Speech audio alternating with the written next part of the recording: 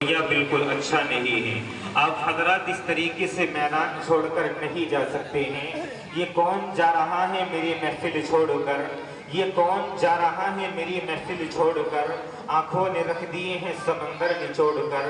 ارے چلے تھے ساتھ مل کر، چلیں گے ساتھ مل کر، تمہیں تو رکنا پڑے گا میری آواز سن کر۔ اور اس سے بھی آگے بڑھ کر کے پھر مجبوراً یہ کہنا پڑتا ہے کہ محفل بھی روئے گی ہر دل بھی روئے گا، محفل بھی روئے گی ہر دل بھی روئے گا، اور ڈوبی جو میری کشتی تو ساحل بھی روئے گا۔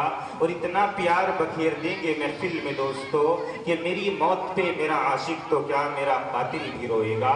اور اپنی زندگی کا الگ ہی اصول ہے، اپنی زندگی کا الگ ہی اصول ہے، آپ کی خاطر تو کانٹے بھی قبول ہیں۔ ارے ہنس کر کے چل دوں گا کانچ کے ٹکڑوں پر بھی، اگر آپ کہہ دیں کہ یہ ہمارے بچھائے ہوئے پھول ہیں۔ آپ حضرات کو تو زندہ دلی کا ثبوت دینا ہے۔ اسی طریقے سے انشاءاللہ وقتاً فوقتاً آپ حضرات کے سامنے یکے بعد مقررین حضرات تشریف لاتے رہیں گے۔ حضرت والا کا ہم تہہ دل سے شکریہ ادا کرتے ہیں، بڑی قیمتی باتوں سے حضرت والا نے ہمیں نوازا ہے، اور یقیناً خاص طور سے نوجوانوں کو مخاطب کیا ہے، چاہے وہ مؤنث کی حیثیت سے ہو یا پھر مذکر کی حیثیت سے ہو، یعنی چاہے وہ عورت ہو یا مرد ہو، دونوں کو مخاطب کر کے فرمایا ہے۔ ابتدا میں بڑے قیمتی جملے، اخیر تک ہی بلکہ بڑی قیمتی جملے ہمارے سامنے پیش کر کے گئے ہیں کہ آج ہمارے نوجوان ارتداد کی طرف بھی جا رہے ہیں، آج ہمارے نوجوان عشق و معشوق کے اندر پڑے ہوئے ہیں۔ یہ تمام چیزیں آج ان کو گھیرے ہوئے ہیں۔ آج ان کو بتا دینا چاہتا ہوں کہ کسی خاکی پہ مت خاک کر اپنی زندگانی کو، کسی خاکی پہ مت خاک کر اپنی زندگانی کو، جوانی کر فدا اس پر جس نے دیا ہے جوانی کو۔ ہوا ہے تجربہ مجھ کو یہی اس دار فانی میں، نہیں ہے اس خاکی سے بڑھ کر کوئی ایذا رسانی میں۔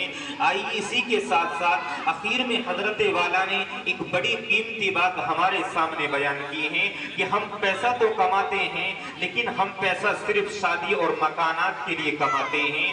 تعلیمی اعتبار سے ہمارے بچے آج بہت پیچھے جاتے ہوئے نظر آ رہے ہیں۔ یہی وجہ ہے آج ہم اسلام کے اوپر انگلیاں اٹھاتے ہیں۔ ہماری بچی جو اسکول کالجوں کے اندر جاتی ہیں وہ ارتداد کی طرف جاتی ہوئی نظر آ رہی ہیں، لیکن مسلمان نوجوان اسی طریقے سے ہمارے بزرگ حضرات ان تمام چیزوں کی طرف توجہ دینے کے لیے بالکل تیار نہیں ہیں۔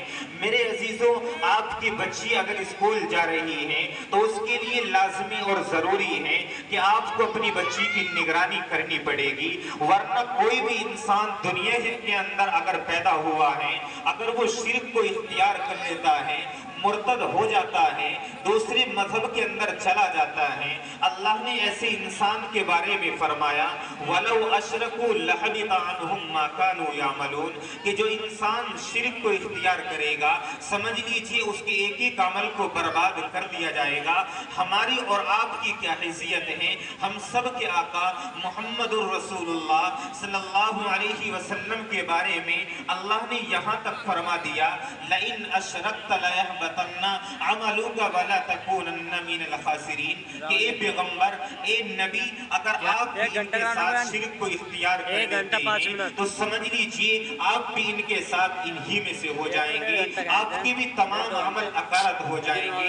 اس لیے میرے عزیزوں اپنی بچیوں کے اوپر نظر رکھنے کی ازحد ضرورت ہے، لیکن وقت بہت ہی تنگ ہوا جا رہا ہے۔ میں چاہتا ہوں کہ ایک مرتبہ پھر نعت نبی کی فضا قائم کی جائے۔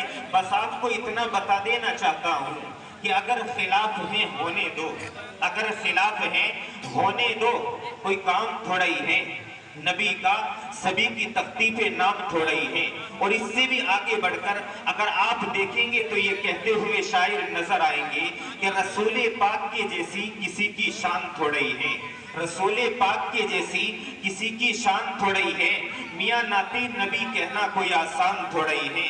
ارے نبی کے نام لیوا ہیں، نبی پر جان دے دیں گے، نبی کی جان سے بڑھ کر ہماری جان تھوڑا ہی ہے۔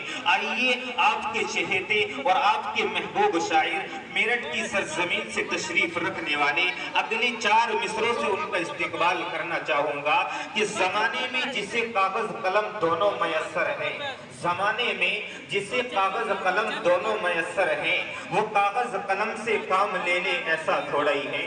ارے خدا توفیق دیتا ہے تو لب حرکت میں آتے ہیں، کوئی بھی مصطفیٰ کا نام لے لے ایسا تھوڑا ہی ہے۔